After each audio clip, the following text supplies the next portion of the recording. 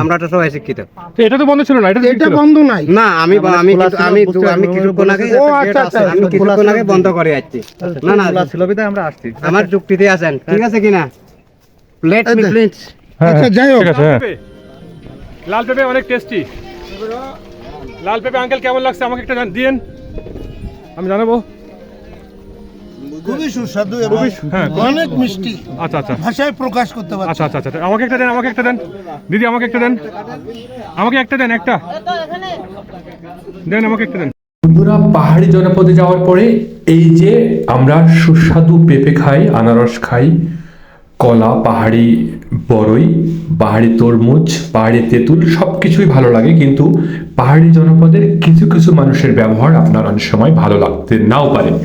কারণ কিছু কিছু পাহাড়ি আদিবাসী জনগণগুলোর মধ্যে প্রভাব বিস্তারকারী কিছু ক্যাডার আছে যারা পাহাড় দখল করে পাবলিক প্লেসগুলোতে প্রতিবন্ধকতা সৃষ্টি করে, পর্যটকদেরকে স্ক্যাম তৈরি করে। এক কথায় পর্যটক যারা যায় বা বাইরে যারা ঘুরতে যায় তাদের সাথে স্ক্যাম করার চেষ্টা করে।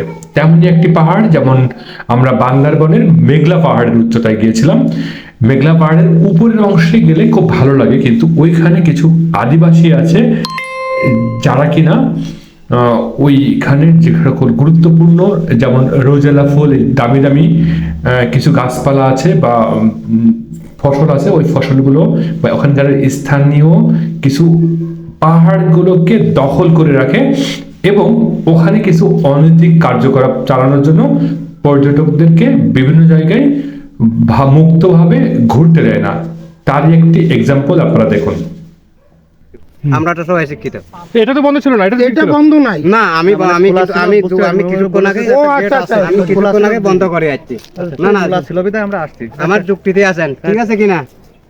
Let me please. আচ্ছা যাই হোক, আমরা ঠিক আছে কিনা বলেন?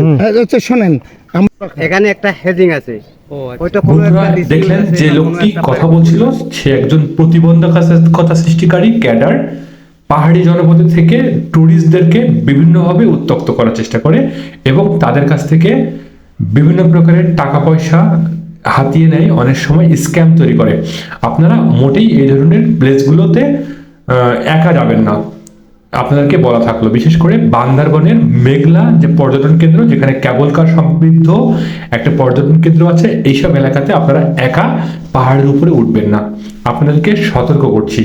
কারণ এইসব এলাকাগুলো যেমন সুন্দর, পাহাড়ি জনপদগুলো যেমন সুন্দর, পাহাড়ি ফল, পাহাড়ি সব কিছু যেমন সুন্দর, ঠিক এখানকার কিছু আদিবাসী অমানবিক লোকজন আছে যারা ক্যাডার, যারা স্থানীয়ভাবে প্রভাব বিস্তার করার চেষ্টা করে এবং দাবি করে তারা পাহাড়টাকে বরাদ্দ নিয়েছে বা পাহাড় কিনে তারা বসবাস করছে। তারা কিন্তু এগুলো করে না, তারা ওইসব জায়গাতে অনৈতিক কার্যক্রমগুলো চালায়, পাশাপাশি ট্যুরিস্টদের সাথে স্ক্যাম তৈরি করার চেষ্টা করে। আপনারা এরকম ধরনের কিছু স্ক্যাম অ্যাভয়েড করে পাহাড়ি জনপদ, পার্বত্য অঞ্চলগুলো চলাফেরা করার চেষ্টা করবেন। কারণ বর্তমান সময়গুলোতে বিভিন্ন প্রকারের চরমপন্থী আদিবাসীর সংখ্যা বৃদ্ধি পেয়েছে, যেটা কিনা এক কথায় রাখাইন সম্প্রদায়, বার্মা থেকে আসা বা অনেক রোহিঙ্গা জনগোষ্ঠী থেকে আসা। এগুলো যদি অ্যাভয়েড করতে পারেন আপনার ভ্রমণ হবে অনেক সুন্দর।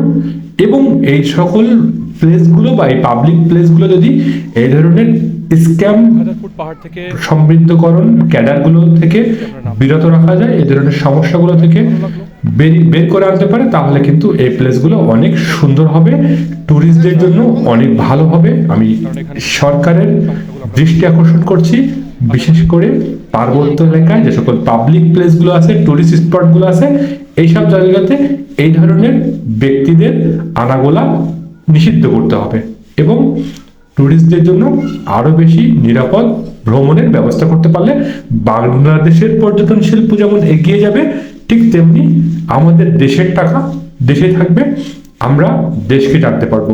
ভালো থাকবেন সবাই, দেখা হবে নেক্সট কোনো ভিডিওতে। ধন্যবাদ সবাইকে। ভিডিওটি লাইক, সাবস্ক্রাইব এবং শেয়ার করতে ভুলবেন না। ভালো থাকবেন সবাই। আসসালামু আলাইকুম ওয়া রাহমাতুল্লাহি ওয়া বারাকাতুহু।